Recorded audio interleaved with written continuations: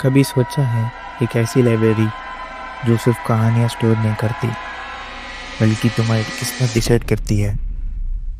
आज हम एक ऐसी कहानी में घुस रहे हैं जो सुन के आपको रात भर नींद नहीं आएगी। मीरा एक सिंपल कॉलेज स्टूडेंट लाइब्रेरी में नाइट शिफ्ट करती थी।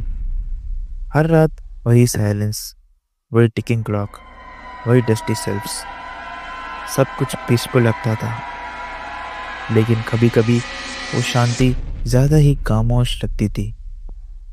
उसका रूटीन सिंपल था, बुक्स अरेंज करना, रिटर्न चेक करना, थोड़ा स्टडी करना।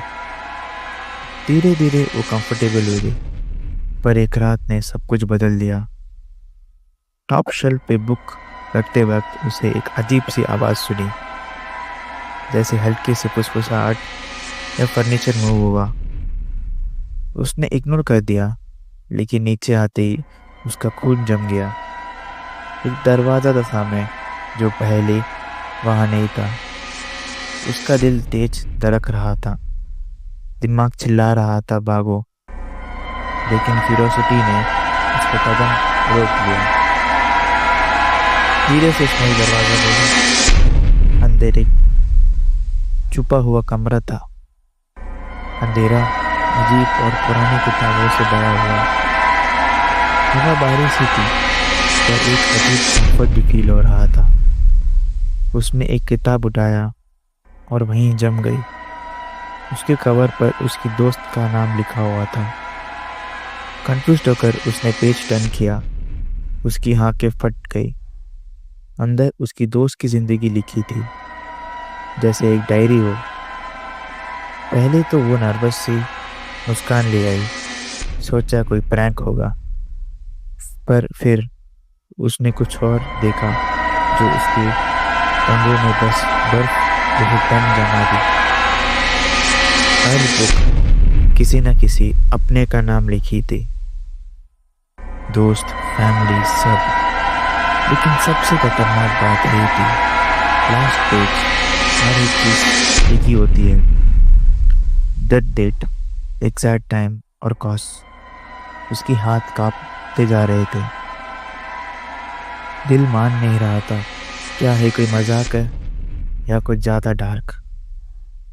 अगली सुबह मीरा की माँ का फ़ोन आया। उसका वॉइस टूट रहा था, बेटा तेरे अंकल रात को हार्ट अटैक से गुजर गए। मीरा की सांसें रुक गई।